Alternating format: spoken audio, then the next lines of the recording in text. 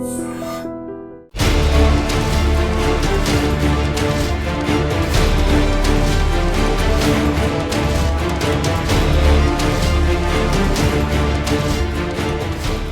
నమస్కారం. నేను స్వరూపపట్లపల్లి. Welcome to I dream.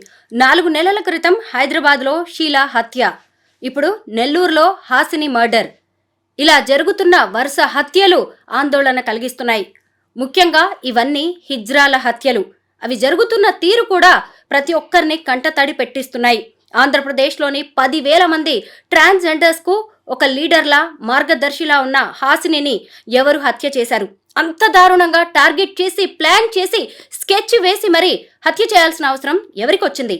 సెటిల్మెంటే దీనికి కారణమా? లేదంటే హిజ్రా గ్యాంగుల మధ్య వారే దీని వెనక ఉన్న అసలు కారణమా? ఇలా అనేక ప్రశ్నలు తలెత్తుతున్నాయి. పోలీసులు ఓవైపు ఇన్వెస్టిగేషన్ చేస్తూనే ఉన్నారు.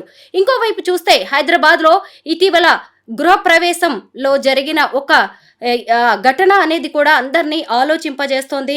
కొంతమంది ట్రాన్స్జెండర్స్ అక్కడికి వచ్చి విపరీతంగా ప్రవర్తించడంతో పోలీసులు వాళ్ళని అరెస్ట్ చేయాల్సి వచ్చింది. ప్రస్తుతం నాతో పాటు ట్రాన్స్జెండర్స్ యాక్టివిస్ట్ రచన ముద్రబోయిన ఉన్నారు. అసలు ట్రాన్స్జెండర్స్ అనేవాళ్ళు ఎలా ఉండాలి, సమాజం వారిని ఎలా చూస్తుంది, సమాజం పట్ల వారి బాధ్యత ఎంత అనేది రచనని అడిగి తెలుసుకుందాం. నమస్తే రచన. చూశారు కదా, హాసిని హత్య జరిగిన విధానం మాత్రం తీవ్ర కలత చెందేలాగే ఉంది. అసలు ఏం జరిగింది? ఎందుకంటే ఇన్ఫర్మేషన్ అంతా బయటికి రావట్లేదు. ఇది ట్రాన్స్జెండర్స్ హత్య కాబట్టి ఎవరు పెద్దగా పట్టించుకోరు. కానీ దీని వెనక భయంకరమైన పెద్ద కారణాలు ఉన్నట్టుగా తెలుస్తోంది. మీకు తెలిసిన నిజాలేంటి? మాకు అంటే ఇది అయినప్పుడు, మర్డర్ అయినప్పుడు నైట్‌లో రిపోర్ట్స్ ప్రకారం 10 ఆ టైంలో జరిగింది నెల్లూరులోనే. తను ఒక గుడి కుంభాభిషేకం పొద్దునయింది. తను కూడా కుంభాభిషేకం చేసి శ్రీశైలం బయలుదేరి వస్తుంది. లాస్ట్ వీడియో కొన్ని గ్రూప్స్‌లో పోస్ట్ చేసింది తను. అయితే ఏపీ, తెలంగాణకు సంబంధించి ఒక గ్రూప్‌లో ఆ విషయం వచ్చిందని నాకు కాల్ వచ్చింది. నేను ఆ గ్రూప్‌లో లేను యాక్చువల్‌గా, క్విట్ అయ్యాను కొన్ని రోజులకి. సరే అని నేను యాడ్ చేయమని అన్నప్పుడు వాళ్ళు కొన్ని ఫోటోలు, వీడియోస్ పంపారు. చాలా డిస్టర్బింగ్. అది చూసేటప్పటికి చాలా అంటే అసలు నమ్మలేకపోయాను యాక్చువల్‌గా. ఎందుకంటే హాసినిని ఒకలాగా అంటే ఒక ఎల్డర్ సిస్టర్‌గా నేను భావిస్తాను యాక్చువల్‌గా. అండ్ ఆల్మోస్ట్ ఆల్ 2013 అప్పటి నుంచి 2009 నుంచి కూడా నాకు అంటే ఒక అక్కలాగా, ఒక సిస్టర్లీ రిలేషన్‌షిప్ ఉంది. ఆ దృశ్యాలు చూసేటప్పటికి ఒక్కసారి షాక్‌లోకి వెళ్ళిపోయానంటే, ఇంకా నైట్ టైం 1, 2 టైంలో వచ్చింది అవన్నీ. కంటిన్యూస్‌గా కాల్స్ వస్తానే ఉన్నాయి యాక్చువల్‌గా. ఎందుకు నేను కూడా చేస్తా ఉన్నాను. ఎలా అయింది ఏంటి అని. తను పూజ ముగించుకొని నెల్లూరు ఆ ఫ్లైఓవర్ తిరుగుతుంటే 2 కార్‌ల్లో వచ్చి తెలియని వాళ్ళు దాన్ని ఆపి, కార్‌ని ఆపి తన్ని దించి అక్కడ పక్కనే రైల్వే ఇది ఉంది, ట్రాక్ దగ్గర తీసుకొని వెళ్ళి మర్డర్ చేశారని కథనాలు అక్కడ ఉన్నవాళ్ళు చెప్పారు. ఆ కార్‌లోనే తనతో పాటు ఇంకొక ముగ్గురు ఉన్నారని వీడియోస్ ద్వారా తెలిసింది. చాలా బ్రూటల్‌గా మర్డర్ చేశారు. అంటే ముందు మేము చూసిన 2, 3 ఫోటోలు మేము అనుకున్నాము ఇది ఎలా అయింది, ఏంటి, మర్డర్ చేశారు సరే. 4, 5 తెల్లవారుజామున టైంలో కొన్ని భయంకరమైన ఫోటోలు గ్రూప్స్‌లో వచ్చినాయి, సర్క్యులేట్ అయినాయి.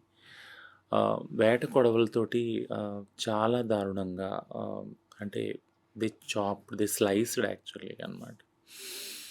That's such a disturbing picture. ఎందుకంటున్నానంటే, అంటే మేము మా తల్లిదండ్రుల్ని అందరిని వదిలేసి అక్క చెల్లెళ్ళు ఇలాంటి ఒక ఒక ఒక మదర్లీ, ఒక సిస్టర్లీ లవ్ తోటి కమ్యూనిటీలో అక్కడే ప్రేమలు ఎతుక్కున్నాం మనం. అక్కడ దొరికినాయి మాకు ప్రేమలు. అలాంటి రిలేషన్షిప్స్లో ఉన్న మాకు సాటి కమ్యూనిటీ అక్క కానీ, సోదరు కానీ అలాంటి పరిస్థితుల్లో చూసినప్పుడు చలించిపోయాం. అంటే ఎందుకు చలించిపోయామంటే భయం, ఒకలా అంటే భయం.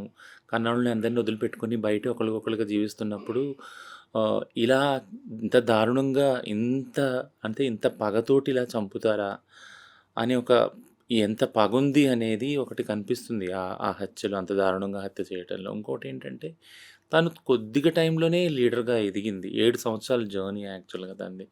వెనక్కి తిరిగి చూసుకుంటే వ్యవస్థలో అంటే వితిన్ హిజ్రా వ్యవస్థలోనే అంటే ఏదైతే పవర్ కాన్ఫ్లిక్ట్ ఉంటుందో, పెద్ద, చిన్న దాన్ని దాటుకుంటా వచ్చి తనకంటూ ఒక లీడర్‌షిప్‌ని ఎమర్జ్ చేసుకుంటా వచ్చి ఒక ఏరియాలో రాయలసీమలో ఒక లీడర్‌గా ఎదిగిన హాసినిని చూసినప్పుడు తనది almost only very small journey 7 years and చాలా చిన్న వయసు కూడా 33, 34 ఇయర్స్ అంతే.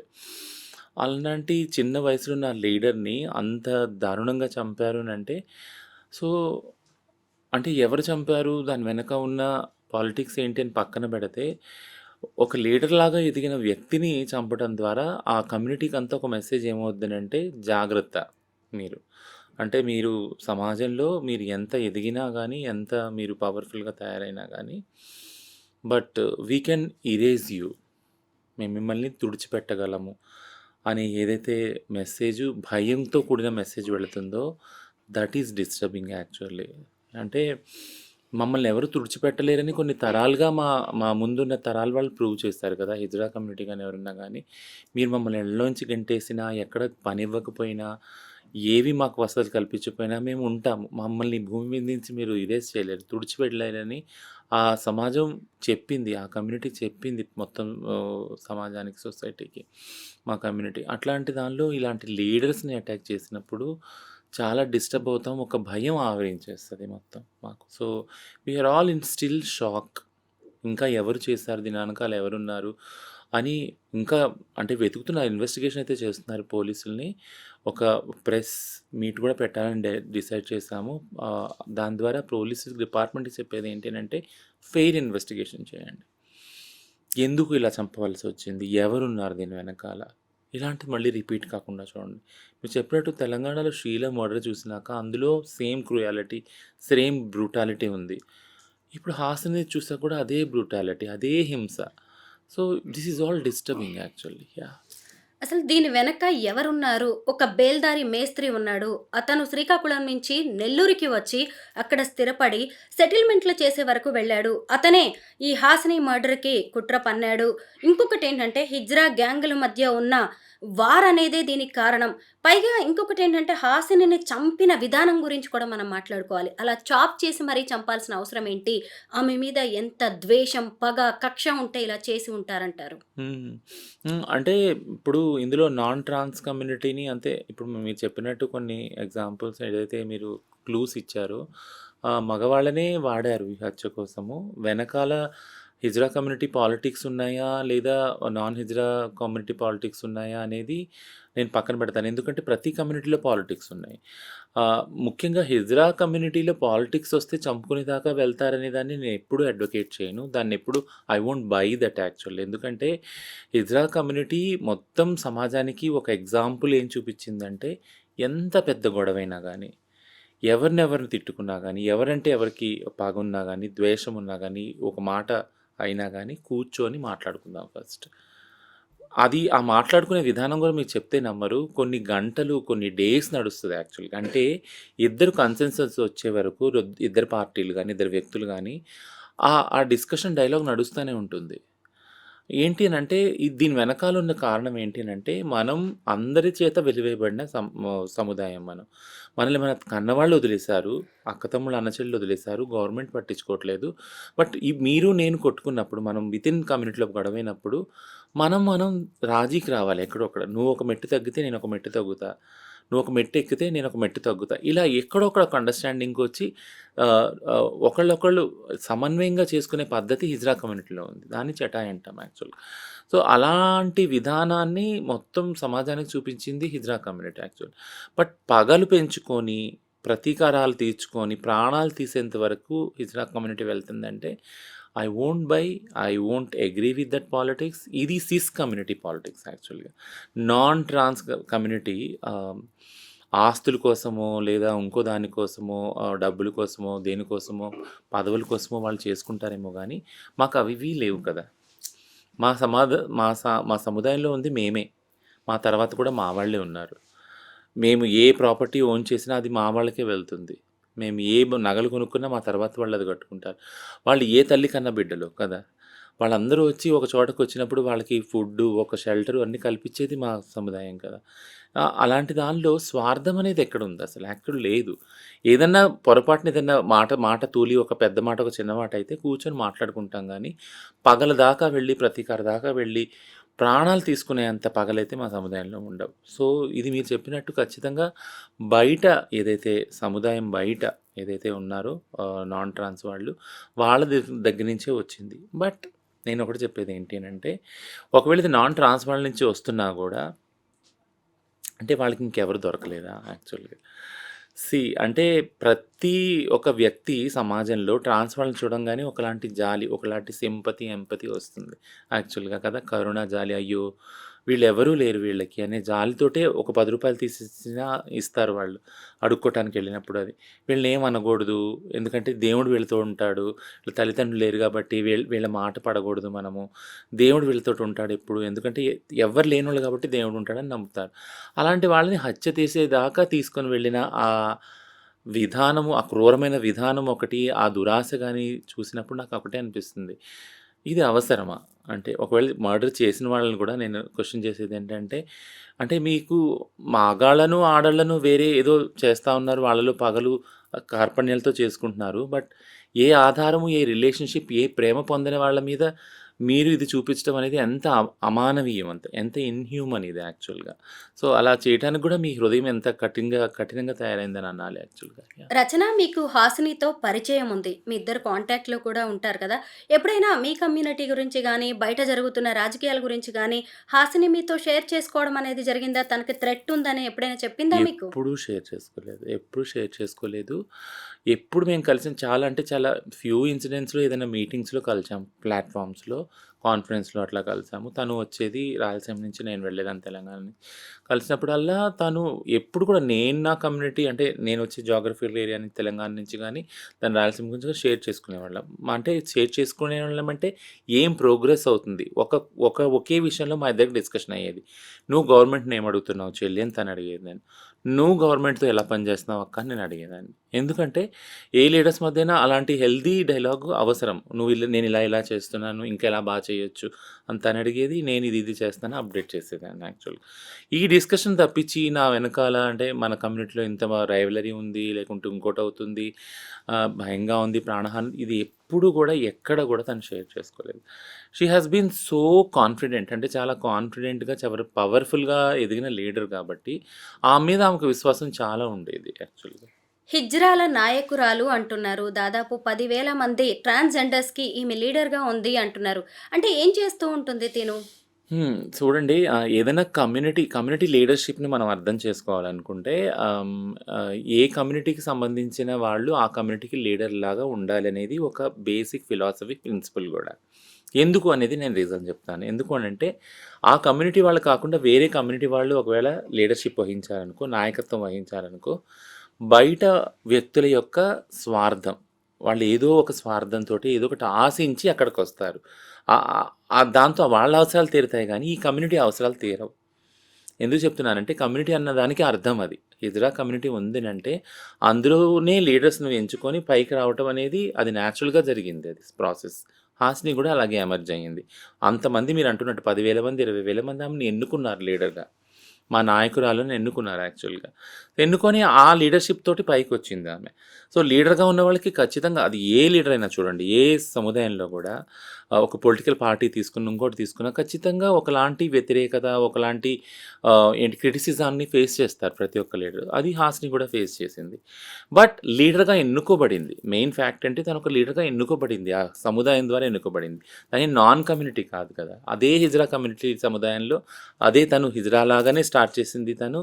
తన కెరీర్ ఒక చిన్న హిజ్రా లాగా ఒక గురువు కింద, ఇప్పుడు లీడర్ లాగా ఎమర్జ్ అయ్యింది యాక్చువల్‌గా. సో, 7 సంవత్సరాలు, ఈ గత 7 సంవత్సరాలు, అంతకుముందు నుంచి కూడా హిజ్రా సిస్టమ్‌లో 7 సంవత్సరాల్లో చాలా పని చేసింది. మీరు వీడియోలు చూడండి. అంటే ఎప్పుడైతే గవర్నమెంట్ ఇదే చంద్రబాబు నాయుడు గారు గవర్నమెంట్ ఉన్నప్పుడు పెన్షన్ స్టార్ట్ అయినాయి.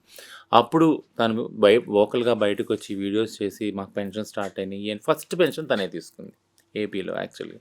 సో, అది కూడా వీడియో ఉంది తనది యాక్చువల్‌గా. సో, అక్కడ మొదలుకొని ఇల్లు గానీ, పెన్షన్ గానీ,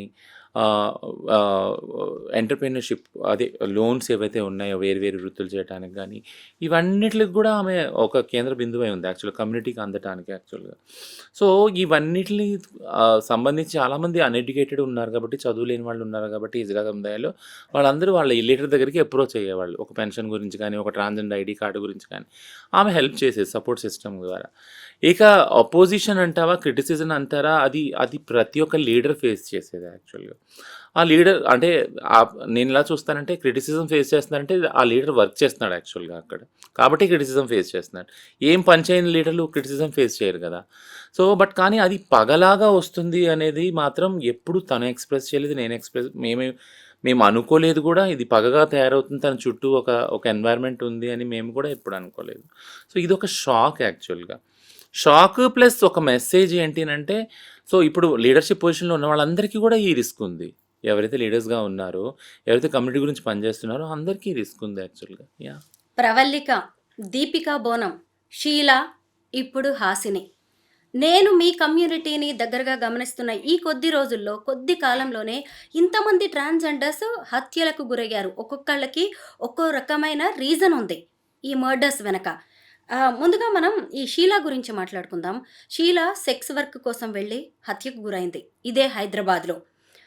అసలు మీ కమ్యూనిటీ వాళ్ళు సెక్స్ వర్క్ ఎందుకు చేస్తారు? నిజం మాట్లాడుకోవాలి అంటే నేను పెద్దగా మీరు సెక్స్‌కి పనికిరారు. అక్కడికి వెళ్ళిన తర్వాత బుక్ చేసుకున్న వాళ్ళు డిసప్పాయింట్ అవ్వడమో, ఇంకేవైనా కారణాలో అవి హత్యలకు దారి తీస్తున్నాయి. ఇప్పటికైనా ఇందులో ఉన్న వాళ్ళని మీరు ఆ పని వద్దు, వదిలేయండి అని మీరేమన్నా చెప్పే అవకాశం ఉందా? కౌన్సెలింగ్ ఇచ్చే ఛాన్స్ ఉందంటారా?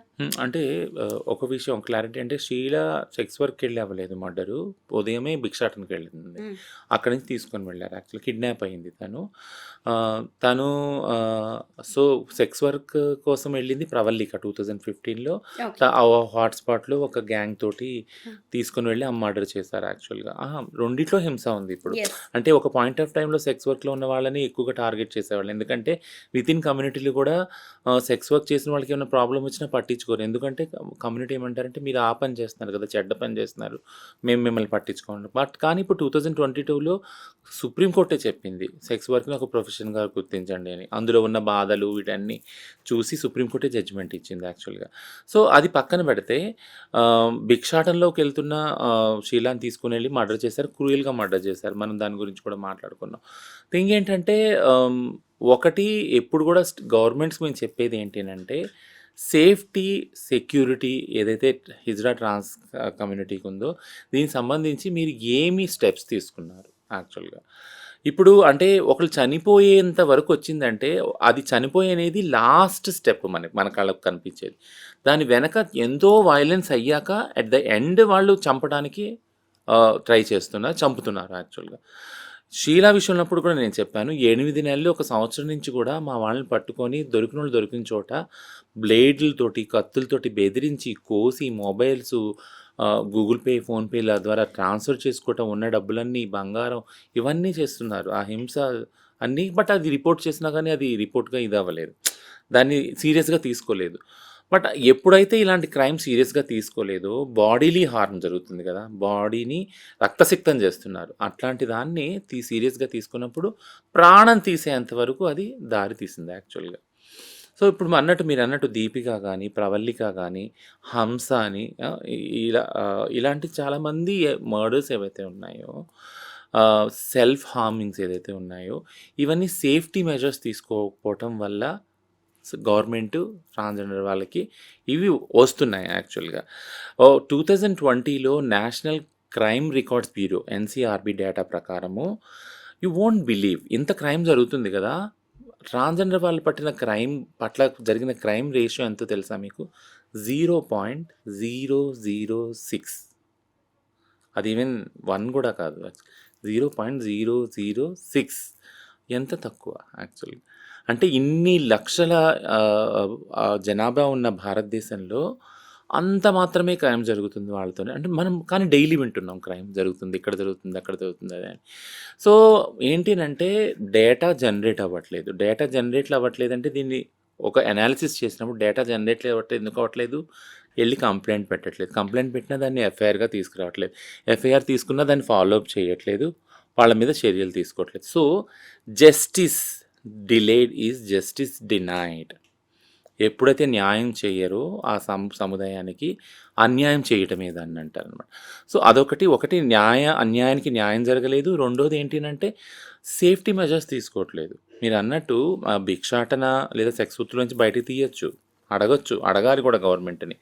అడిగినప్పుడు బేసిక్ అమ్యూనిటీస్ ఉన్నాయి కదా, ఫుడ్ కానీ షెల్టర్ కానీ అవన్నీ ఫస్ట్ క్రియేట్ చేసినప్పుడు ఆ స్పేస్ ఆటోమేటిక్గా అక్కడ వెకేట్ చేసి ఇక్కడికి వచ్చేస్తారు.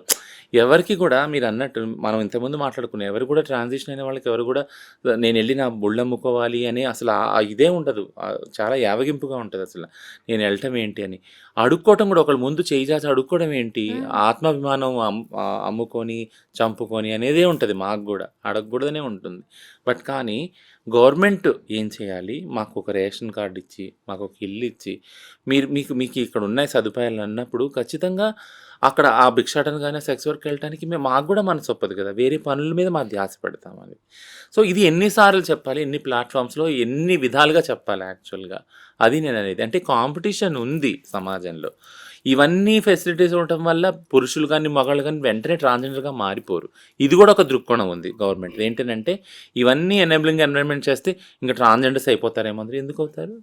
ట్రాన్స్జెండర్ అనే అంత వివక్షపూరితమైన ఏదైతే గుర్తింపు ఉందో ఎవరు వాళ్ళు మెడల్ వేసుకోవాలనుకుంటారు అసలు యాక్చువల్.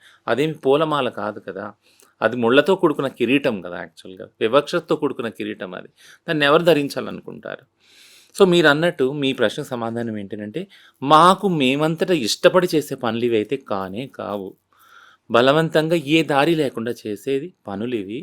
సో మాకంటూ ఒక సేఫ్టీ, ఒక ఫుడ్ సేఫ్టీ, ఒక హౌస్ సేఫ్టీ ఇవన్నీ కల్పించిన రోజున మా లైఫ్ కూడా సేఫ్గా అవుతుంది. రచన, మీరు ట్రాన్స్జెండర్స్ రైట్స్ యాక్టివిస్ట్, అంటే హిజ్రాల హక్కుల కోసం మీరు పోరాడుతున్నారు. కేంద్ర రాష్ట్ర ప్రభుత్వాలతో కలిసి మీరు పనిచేస్తున్నారు. సో మీరు ఇప్పుడు ఒక ప్రశ్నకు సమాధానం చెప్పాల్సిందే. ఏంటంటే ఈ మధ్య కాలంలో లాస్ట్ వీక్ హైదరాబాద్లో జరుగుతున్న ఒక గృహప్రవేశంలో కొంతమంది వెళ్ళి 7 హిజ్రాలు వెళ్ళి నానా హంగామా చేశారు. అక్కడ పూజ జరుగుతుంటే బట్టలు విప్పి అందులో వేశారు, నోటికొచ్చినట్టు మాట్లాడారు, శపించారు, ఇష్టం వచ్చినట్టుగా బిహేవ్ చేశారు. వాళ్ళు పోలీసులకి కాల్ చేయడంతో అరెస్ట్ చేశారు. వాళ్ళ ఫొటోస్ కూడా పబ్లిష్ అయ్యాయి. బట్ ఈ కమ్యూనిటీని మీరు ఎలా దారిలో పెడతారు? ఇలా తప్పు దారిలో వెళ్ళి కమ్యూనిటీ మొత్తానికి కూడా బ్యాడ్ నేమ్ తీసుకొస్తున్నారు. బట్ ఏం చేస్తే మంచిదంటారు ఇలాంటివి ఇకపై జరగకుండా? ఎందుకంటే మీకు తెలిసిందే, నేను చెప్పడం కాదు, ట్రైన్లలో కావచ్చు, తర్వాత రోడ్ల మీద కార్లు ఆపి ఎంతమంది డబ్బులు లాక్కోవడానికి ప్రయత్నిస్తున్నారు. షాపుల దగ్గరికి వెళ్ళి ఇష్టం వచ్చినట్టుగా బిహేవ్ చేస్తున్నారు ఈ ట్రాన్స్జెండర్స్ కమ్యూనిటీ. వీళ్ళని మీరు ఎలా దారిలో పెట్టే అవకాశం ఉంది? మీరు ప్రభుత్వం నుంచి ఏం కోరుతున్నారు? అంటే వితిన్ కమ్యూనిటీ దీని గురించి డైలీ చర్చ జరుగుతుంది. ప్రతి గంటకి కూడా చర్చ జరుగుతుంది. ఎక్కడనేది ఏం జరిగిందంటే ఇప్పుడు మీరన్న సోకాల్డ్ కేసు మొన్న వారం క్రితమే జరిగిన కేసు ఇది యాక్చువల్గా. అక్కడ అలా జరగలేదు, బట్ మీడియాలో అలా కథనాలు వచ్చినాయి. అలా జరగలేదు వేరే చోట అని మాత్రం నేను అన్నాను. వేరే చోట జరిగినాయి అలాంటివి ఒకటి కాదు, చాలా జరిగినాయి. బట్ దాని యొక్క ఇంపాక్ట్ ఏదైతే చేయలేదో వాళ్ళ మీద పడింది యాక్చువల్గా. ఈ కేస్ ఫ్యాక్ట్స్ నేను చెప్తున్నాను యాక్చువల్గా. ఎవరైతే ఫోటో వేసి గృహప్రవేశం ఇలా చేశారని అన్నారో వీళ్ళు చేయలేదు, బట్ చేసిన వాళ్ళ దాని ప్రభావం వీళ్ళ మీద పడింది. వీళ్ళ ఫోటోలు డిపిక్ట్ అయినాయి, which is very bad actual కదా. అంటే ఒక తండ్రి రేప్ చేశారంటే ఒక కూతుర్ని, తండ్రులందరినీ అనుభవించాం కదా. అందరి తండ్రులు అలాంటి వాళ్ళ కాదు కదా. ఇక్కడ జరిగింది కూడా ఇదే సేమ్ సామీప్యం నేను చెప్తున్నా. ఏంటంటే ఒక బ్యాచ్ చేసింది అంటే మొత్తం హిజ్రా కమ్యూనిటీ అంతా చేసింది ఇది అని అన్నారు. చేయని వాళ్ళని తీసుకొని వచ్చారు. నేను మీకు చెప్పాను 2 సార్లు కోమింగ్ ఆపరేషన్ జరిగినప్పుడు పోలీసులు సోకాల్డ్ ఎవరైతే దీన్ని బిజినెస్ మోడల్గా చేశారో వాళ్ళ మీద ఏం కాన్సన్ట్రేట్ చేయలేదు. వాళ్ళని ఎలా కంట్రోల్ చేయాలనే మెకానిజమ్స్ డిస్కషన్స్ కూడా కనీసం డిపార్ట్మెంట్ చేయలేదు. బట్ కానీ ఎవరైతే ఇళ్లలో పడుకొని ఉన్నారో పొద్దున వెళ్ళి భిక్షాటం చేసుకొని 10 రూపాయలు అడుగు వాళ్ళ డోర్లు కొట్టి తీసుకొచ్చి వాళ్ళ మీద కేసులు పెట్టారు. ఏంటి అని అంటే డిపార్ట్మెంట్కి ఉన్న అండర్స్టాండింగ్ అంటే వాళ్ళు హిజ్రాలే, వీళ్ళు ట్రాన్సే, వాళ్ళు ట్రాన్సే. ఇప్పుడు నేను ఇంకా ఇది ఒక ప్రమాదకరమైన సిచ్యుయేషన్. ఎందుకంటున్నానంటే కొంతమంది ట్రాన్స్ వాళ్ళు చదువుకోవాలని బయటకు వస్తున్నారు, ఉద్యోగాలు చేయాలని బయటకు వస్తున్నారు చదువుకున్న వాళ్ళని. ఇప్పుడు ఆ గృహప్రవేశంకి వాళ్ళకి సెక్స్ వర్క్ వెళ్ళే వీళ్ళు ఒకటేనా? కాదు కదా. ఇప్పుడు వాళ్ళ బదులు వీళ్ళని అరెస్ట్ చేస్తారా మీరు? అంటే ఏంటి, మనం ఎటు వెళ్తున్నాం అంటే రివర్స్ వస్తున్నామా మనం? ఏదైతే సాఫ్ట్ కార్నర్ ఉందో ట్రాన్స్ వాళ్ళకి, ఇతర వాళ్ళకి అది మాకు అర్థమవుతుంది డిపార్ట్మెంట్‌కి గానీ, సమాజంలో గానీ. కానీ క్రైమ్ చేస్తే క్రైమేనే. A crime should be judged not based on the gender, but on the modus operandi. అదా మోడస్ ఆపరాండి మీద ఒక క్రైమ్ జడ్జ్ చేయాలి ఇర్రెస్పెక్టివ్ ఆఫ్ ద జెండర్, వాళ్ళు ఎవరైనా కానీ. బట్ జెండర్ని బట్టి మీరు క్రైమ్ చేస్తున్నారు అనేది మాత్రం ఒక పిక్చర్ని తీసుకురాకండి, ఒక కమ్యూనిటీని పోర్ట్రే చేయకండి. అది పోలీసే చేశారు. నేను చెప్పాను కదా, పట్టుకొని ఫేక్ ట్రాన్స్జెండర్ అని చూపించారు ఒక దానిలో. ఒక సోకాల్డ్ పోలీస్ ఆఫీసర్ కూడా మీడియాలోకి వెళ్ళి చెప్పారు. అంటే ఫేక్ ట్రాన్స్జెండర్స్ అంటే ఎలా ఫేక్ ఉంటారు? ట్రాన్స్జెండర్ వాళ్ళ విషయాల్లో ఏంటినంటే, సోకాల్డ్ ఏదైతే అంటే బయటికి పంపించి పిల్లల ద్వారా అడుక్కోనించి ఇలా డబ్బులు ఏదైతే సంపాదిస్తున్నారో, లేదా అంటే సోకాల్డ్ ఆర్గనైజ్గా వాళ్ళు ఉన్నారు, లేదా ఆపరేషన్ చేసుకొని వాళ్ళు ఎవరైతే ఉన్నారు, అంటే సర్జరీస్ అందరూ చేసుకోవాలని లేదు, సర్జరీ చేసుకొని వాళ్ళు కూడా ట్రాన్స్జెండర్ అని సెల్ఫ్ ఐడెంటిటీ కదా. అంటే కొంతమంది మగవాళ్ళు కూడా అలా చీరలు కట్టుకొని మగవాళ్ళు ఎవరు షేవింగ్ రారు, చేసుకొని మగవాళ్ళు చేసే వాళ్ళది వేరే కమ్యూనిటీ ఉంది. అది వాళ్ళు వేరు. బైరూపులు కానీ లేదా జంగాలు కానీ సంథింగ్, వాళ్ళు కూడా పాపం చీరలు కట్టుకొని అడుగుకుంటున్నారు ఇవాళ రేపు. వాళ్ళు వేరే కమ్యూనిటీ ఉంది. బట్ మా కమ్యూనిటీలో సర్జరీస్ కాని వాళ్ళు కూడా ఉన్నారు యాక్చువల్లీ. సో సర్జరీస్ కాని వాళ్ళు కానీ, జుట్టు పెరిగిన వాళ్ళు కానీ, ఇంకా వాళ్ళకి వేరే ఆప్షన్ లేదు, చదువు లేదు. వాళ్ళు జెండర్ ఎక్స్ప్రెస్ చేయాలంటే ఎక్కడో ఊరు నుంచి వస్తారు, సిటీలో ఉంటారు, వాళ్ళు బ్రతకాలంటే అడుక్కోవాలి తప్ప వేరే పని లేదు. సో ఇట్లాంటి వాళ్ళని వీళ్ళు మగవాళ్ళు, వీళ్ళు చీరలు కట్టుకుంటున్నారు అంటే ఫేక్ రియల్ అనే ఒక తీసుకొస్తున్నారు. రీసెంట్గా జరిగిన దానిలో మీరు యూ వోంట్ బిలీవ్, ఒక 7-8 మందిని పట్టుకున్నారు, అందరూ సర్జరీ చేసుకునే వాళ్ళే, అందరికీ లాంగ్ హెయిర్ ఉంది. పొద్దున్న చూసేటప్పటికి వాళ్ళని అందరిని కూర్చోబెట్టి ఫోటో తీసి ఫేక్ ట్రాన్స్జెండర్స్ ర్యాకెట్ అని పెట్టాను నేను. వీళ్ళందరూ సర్జరీ అయిన వాళ్ళు. మరి ఇప్పుడు అంటే ఈ కన్ఫ్యూజన్ ఏంటి? మొన్నటిదాకా సర్జరీ అవ్వని వాళ్ళు ఫేక్ అన్నారు మీరు. పెళ్లి చేసేసుకుంటున్నారు ఆడవాళ్ళతోని, వాళ్ళతోని ఒక టైం వచ్చాక చీరలు కట్టుకొని అడుక్కోవడానికి వస్తున్నారు, సెక్స్ వెళ్తున్నారు, వీళ్ళు ఫేక్ అని అన్నారు. అక్కడ మీ కన్ఫ్యూజన్ మాకు అర్థమైంది. ఇప్పుడు మరి సర్జరీ చేసుకున్న వాళ్ళని కూడా ఇక మీరు వచ్చి ఫేక్ అని అంటారు. So what according to is fake and real actually? అంటే అది పోలీస్ డిపార్ట్మెంట్ కి కాదు, సొసైటీ విషయంలో కూడా కన్ఫ్యూజన్ ఉంది. దాన్ని పోగొట్టాల్సింది కూడా True. మీరే, ఎందుకంటే Yes. మాకు తెలియదు కదా ఎలా Yes. ఉంటాయి మీ సో కానీ behavior. అది పోగొట్టడానికి ఒక ఛాన్స్ అంటూ దొరకాలి కదా, ఒక ప్లాట్ఫామ్ అంటూ దొరకాలి కదా. యూ వోంట్ బిలీవ్, మన దగ్గర ఒక ప్రైడ్ ప్లేస్ అని పెట్టినప్పుడు ఒక డెస్క్ చాలాసార్లు మేము రిప్రజెంటేషన్స్, గత 3 సంవత్సరాలుగా మేము ట్రాన్స్మార్చ్ కలెక్టర్ ద్వారా రిప్రజెంటేషన్స్ ఇస్తున్నాం. సార్ ఇన్ని జడ్జిమెంట్లు వచ్చినాయి 2014 నుంచి, తెలంగాణ ఫామ్ అయిన దగ్గర నుంచి కూడా 2018 జడ్జిమెంట్ ఉంది, నవతేజ్ జోహార్ది నాల్సా జడ్జిమెంట్ ఉంది, యాక్ట్ వచ్చింది, రూల్స్ వచ్చినాయి, transgender person protection of rights అని. వీటిలన్నిటికీ ఎప్పుడు సార్ మీ డిపార్ట్మెంట్ ఇంకా ఓరియంటేషన్ చేసేది, తెలుసుకునేది? మీరు వెళ్ళి ఈరోజు టు బీ ఫ్రాంక్, ఈరోజు మీరు ఫేక్ అని అంటున్నారు. This is a contempt of supreme court judgment, NALSA versus union of India. అంటే ఒక వ్యక్తిని సర్జరీ కాకుండా మీరు ట్రాన్స్ అని మేము బిలీవ్ చెయ్యము అని అంటున్నప్పుడు you are going against the judgement. ఎందుకంటే సుప్రీంకోర్టే చెప్తా ఉంది ఏంటంటే, ఒక వ్యక్తి ట్రాన్స్జెండర్గా గుర్తించుకోవడానికి సెల్ఫ్ ఐడెంటిటీ ముఖ్యం కానీ సర్జరీ ముఖ్యం కాదు. If anyone is forcing them that is illegal అని క్లియర్గా చెప్పేసింది Supreme Court. Then you are contempting the Supreme Court verdict కదా.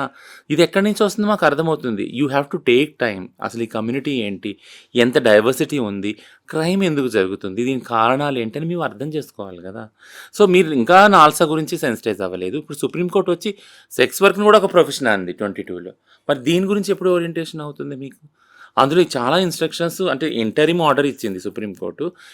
ఏమనందంటే దీని ఒక ప్రొఫెషన్గా గుర్తించండి, వీళ్ళ పట్ల జరిగే క్రైమ్ని, ఇప్పుడు నేను వస్తున్నాను మీ పాయింట్, వీళ్ళ పట్ల జరిగే క్రైమ్ని మీరు రిజిస్టర్ చేయండి, వాళ్ళ మీద యాక్షన్ తీసుకోండి, ఇవన్నీ అన్నారే. మీకు ట్రాన్స్ అంటేనే అర్థం అవ్వలేదు, ఇంకా సెక్స్ వర్క్ అనేది చాలా దూరం ఉంది అండర్స్టాండింగ్లో. యా, మీ వల్ల సొసైటీకి జరుగుతున్న ఇబ్బంది, సొసైటీ వల్ల మీరు పడుతున్న ఇబ్బందులకి ఎంతో కొంత పరిష్కారం చూపించడానికి ఇప్పుడు తెలంగాణ ప్రభుత్వం ట్రాన్స్జెండర్స్కి కూడా పోలీస్ జాబ్ ఇవ్వాలని నిర్ణయించింది. త్వరలో నోటిఫికేషన్ కూడా రాబోతుంది. మీ కమ్యూనిటీ నుంచి దీనికి వస్తున్న రెస్పాన్స్ ఏంటి, ఎలా ఫీల్ అవుతున్నారు మీరు? చాలా హ్యాపీ ఫీల్ అయ్యారు. ఎందుకంటే ఈ సీఎం గారు అది డిక్లేర్ చేయగానే కాల్స్ వచ్చినాయి నాకు యాక్చువల్. ఇది ఎట్లా అవుతుంది రచనమ్మ, ప్రొసీజర్ చెప్పండి, నోటీస్ వస్తుందా, అదా ఇదా అనేసి అన్నాను. Yeah, we will wait. Actually దీన్ని అనౌన్స్ అయితే చేస్తారు కదా, దీనికి ఖచ్చితంగా నోటిఫికేషన్ జీవో ఏదోటి వస్తుంది, మనం అందరం అప్లై చేసుకోవచ్చు, దాని గైడ్లైన్స్ కూడా లేఅవుట్ చేస్తారు ఖచ్చితంగా అనేసి. మొన్న రాహుల్ గాంధీ గారు వచ్చినప్పుడు కూడా నాకు ఛాన్స్ దొరికింది మాట్లాడటానికి. కంచైలయ్య గారు, శాంతా సిన్హా, సుజాత సోరపల్లి వీళ్ళతో పాటు నాకు కూడా ఛాన్స్ వచ్చినప్పుడు నేను అక్కడ సీఎం గారు క్లారిటీ ఇచ్చారనమాట, రచన గారు త్వరలోనే నోటిఫికేషన్ మేము రిలీజ్ చేస్తున్నాం, దీని హోమ్ గార్డ్స్ కానీ ట్రాఫిక్ వాలంటీర్స్ కానీ చెప్పారు. యా, ముఖ్యంగా చాలామంది ట్రాన్స్‌కి వస్తున్న ఇబ్బంది నేను కొంచెం గమనించినంత వరకు మెయిన్ రీజన్ ఏం కనిపిస్తుందంటే, మీరు హత్యలకి గురవ్వడం కావచ్చు, ప్రేమ పేరుతో మోసపోవడం కావచ్చు, సెక్స్ వర్క్‌లోకి వెళ్ళడం, బెగ్గింగ్, కలెక్షన్స్ వీటి వెనక కుటుంబ నిరాదరణ, సమాజ వివక్ష ఇవే కారణాలుగా కనిపిస్తున్నాయి. అంటే ఎక్కువ మంది తల్లిదండ్రులు మిమ్మల్ని దగ్గరికి తీయకపోవడం, వదిలేయడం, ఇంట్లో నుంచి గెంటివేయబడడంతో మీరు కొన్ని కమ్యూనిటీలుగా జీవిస్తూ ఎవరికి చేతనైన పని వాళ్ళు చేసుకుంటున్నారు. అదే తల్లిదండ్రులు దగ్గరగా తీసుకొని ఇంట్లో ఒకళ్ళుగా కలిపేసుకొనుంటే, కుటుంబము అనేదుంటే, బంధువర్గం అనేదుంటే, ఇలాంటివి ఉండే అవకాశం లేదు కదా! ఖ మీరేమంటారు దీనికి? ఖచ్చితంగా లేదు. అంటే సమాజంలో పిల్లల్ని ఎలా పెంచాలి, ఒక ఆరోగ్యకరమైన వాతావరణం ఎలా కల్పించాలి అనేది అసలు లేదు యాక్చువల్‌గా. దాని గురించి మనం డిస్కస్సే చెయ్యము కదా! అలాంటప్పుడు ప్రతి ఒక్క చిన్న పిల్లాడు ఇర్రెస్పెక్టివ్ ఆఫ్ జెండర్ పక్కన పెట్టండి. ప్రతి ఒక్క చిన్న పిల్లాడు ఒక ట్రామాలోనే ఉంటాడు. ట్రామాలో ఉన్నాడు పిల్లాడు పెరిగి పెద్దయ్యాక గూడా అమ్మాయి గాని, అబ్బాయి గాని వాళ్ళు ఆ ట్రామాలోనే మిగతా వాళ్ళ జీవితం అంతా వెళ్లదీస్తారు యాక్చువల్‌గా. ఒక చిన్న ఎగ్జాంపుల్ చెప్తాను. అంటే నాకు ఒక సైకాలజిస్ట్ ఉన్నారు. ఆయన పేరు డాక్టర్ గ్యాబెర్ మ్యాటే. ఆయన్ని చాలా ఫాలో అవుతాను నేను. ఆయన టాక్స్‌లో, పాడ్‌కాస్ట్‌లో ఒకటే చెప్పాడు. ఏంటినంటే, every child who has not loved by the parents, ఎప్పుడైతే ప్రేమను పొందరో పిల్లలు, వాళ్ళకొక మెసేజ్ ఎళ్తది పిల్లలకి ఏంటినంటే, నేను అవసరం లేదు, నేను పనికిరాను, నేనంటే వాల్యూ లేదు నా తల్లిదండ్రులకి. ఎందుకంటే పిల్లలు ఎప్పుడు ఏడుస్తారు? హెల్ప్ కావాలని ఏడుస్తారు కదా! ఆ హెల్ప్ వాళ్ళకి అందనప్పుడు వాళ్ళు ఒక ట్రామాలోకెళ్ళిపోతారు. ఈ ట్రామాతో కూడుకున్న వాళ్ళమే మనందరం యాక్చువల్‌గా. ట్రాన్స్ వాళ్ళకి ఒక అడిషనల్ ట్రామా ఏముంటుంది అనంటే, జెండర్ డిస్ఫోరియా అనే ఏదైతే కండిషన్ ఉందో ఇది అసలు అర్థం కాదు తల్లిదండ్రులకు ఫస్ట్ ఆఫ్ ఆల్. అర్థం కాకుండా దాని మీద మళ్ళీ ఫోర్స్ చేస్తారు. ఏంటంటే, "నువ్వు మగ పిల్లాడివి, మగ పిల్లాడిలానే ఉండాలి. నువ్వు ఆడపిల్లవి, ఆడపిల్లలాగానే ఉండాలి." అంటే పిల్లాడుగా ఒక ప్రేమ పొందలేదు, ఒక హెల్ప్ దొరకలేదు. మళ్ళీ పైగా ఒక జెండర్ డిస్ఫోరియా ఉన్న పిల్లాడిలాగా ఇంకా అడిషనల్ హెల్ప్ కావాలి నీకు, కౌన్సెలింగ్. నీకే కాదు, నీ తల్లిదండ్రులకు కూడా కావాలి కౌన్సెలింగ్. అది కూడా దొరకలేదు. సో, టెక్నికల్‌గా నేనేం చెప్తున్నానంటే, మెంటల్ హెల్త్ ఇష్యూస్ ఏవైతే ఉన్నాయో అది చాలా తక్కువ మనం దాన్ని అడ్రెస్ చేస్తున్నాం సమాజంలో. దానివల్ల this will show a rise in the violence. ఫ్యామిలీలో ఫస్ట్ వయలెన్స్, ఒకళ్ళనొకళ్ళు వెలివేయటం, కొట్లాడుకోవటం, ఇదంతా హింస ఫస్ట్ ఫ్యామిలీలో ఉంటుంది. ఆ తర్వాత సమాజంలో అది రెప్లికేట్ అవుతుంది. So, we all should start addressing the mental health issues of the family, children, women. ఎందుకంటే ముఖ్యంగా విమెన్, చిల్డ్రన్ ఎక్కువ కాన్సంట్రేట్ చేయాలంటాము. ఆ తర్వాత ఎల్‌జిబిటిక్యూ వాళ్ళు. ఎందుకంటామంటే వాళ్ళ పట్ల పితృస్వామ్య వ్యవస్థలో వాళ్ళ ట్రామాస్‌ని అసలు కోపప్ చేసే టైమే ఇవ్వదు సమాజం. ఏంటంటే, మనం పొద్దున్న లెగిస్తే పరిగెడతాం మీరు కదా! మనం ఇంట్లో వంట చేయాలి, బట్టలు, పిల్లలు ఇవంతా వేరు వేరు ఆటిలో ఉంటాం మనం. సో, ఒకటి నేను ఎండ్ చేస్తాను దీన్నేంటంటే, సమాజం ఎప్పుడు కూడా పిల్లల్ని, మహిళల్ని హ్మ్. ఖామోష్ చేయటం, అంటే చుప్‌గా ఉండటానికి ఫోర్స్ చేస్తది. అదొక అప్రెసివ్ బిహేవియర్ సమాజంలో ఉంది. ఎందుకనంటే, మీరెప్పుడైనా గమనించారా? ఆడవాళ్ళు గాని, పిల్లలు గాని, చిన్న పిల్లలు గాని, ఆడవాళ్ళు గాని ఏడుస్తా ఉన్నారనుకో, వాళ్ళకి చటుక్కున ఏదన్నా ఒకటి తీసుకొచ్చి వస్తువు చూపించామంటే వెంటనే అటు దాని వైపు తిరగటము, అటు తిరిగిపోయి మాట్లాడటం చేస్తారు. అంటే ఎంత నిష్కల్మషమైన మనసు ఉంటది వాళ్ళిద్దరిది. ఈ నిష్కల్మషమైన మనసు పితృస్వామ్య వ్యవస్థలో మగవాళ్ళకి చాలా హాని జరుగుద్దని వాళ్ళనెప్పుడు అప్రెస్ చేస్తా ఉంటారనమాట. సో, మనందరం చేయవలసింది ఏంటంటే, ట్రాన్స్‌జెండర్ వ్యక్తులకి ముఖ్యంగా మెంటల్ హెల్త్ సపోర్ట్ చాలా ముఖ్యం. సో, ఒక కౌన్సెలింగ్ హెల్ప్ లైన్ ఒకటి క్రియేట్ చేస్తే ఈ సూసైడ్స్ గానీ, సేఫ్టీ ఇష్యూస్ గానీ, హెల్త్ ఇష్యూస్ గానీ అన్నీ అడ్రెస్ చేయొచ్చు. యాహ్! ఫైనల్‌గా నాకొక్క విషయం ఏమర్థమైందంటే, ట్రాన్స్‌జెండర్స్ విషయానికొచ్చేసరికి కుటుంబం దగ్గరే ముఖ్యంగా మార్పు రావాలి. తల్లిదండ్రులు తమ పిల్లల్లో ఏదైనా మార్పు గమనించారు అంటే, ఎంతకీ ఆడ, మగ ఈ రెండిటికి తల్లిదండ్రులు కూడా కన్‌ఫైన్ అవ్వాల్సిన అవసరం లేదు. ఇంకొక వర్గం కూడా ఉంది. అది మన పురాణాల నుంచి కూడా వచ్చింది. తప్పదు. అంటే మన బిడ్డకి ఏదైనా జబ్బొస్తేనో, ఏదైనా ప్రాణాంతకమైన రోగమొస్తే వదిలేయం కదా! దీన్ని కూడా అలా చూసి, దీన్ని కూడా అలా మీరు కన్సిడర్ చేసి హాస్పిటల్స్, ట్రీట్మెంట్ అన్ని ఇప్పించాల్సిన అవసరం మాత్రం తల్లిదండ్రులతోనే ఉంది. మిగతా బిడ్డలతో సమానంగా వీళ్ళని కూడా పెంచినప్పుడు ఖచ్చితంగా వీళ్ళు సైడ్ ట్రాక్ పట్టే అవకాశం ఉండదు. సమాజం పాలిట వీళ్ళు ఏదో నిరోధక శక్తులుగానో, ఏదో అసాంఘిక శక్తులుగా మారే అవకాశం మాత్రం ఉండదు. ఖచ్చితంగా కుటుంబం, ఆ తర్వాత బంధువర్గం, సమాజం వారిని దగ్గర తీసుకుంటే ఎంతోమంది జీవితాలు బాగుపడతాయి. థ్యాంక్ యూ రచన. ట్రాన్స్‌జెండర్స్‌కి సంబంధించి చాలా మంచి విషయాలని మీరు చెప్పారు. సమాజానికి కూడా చాలా క్లారిటీ ఇచ్చారు. Thank you so much.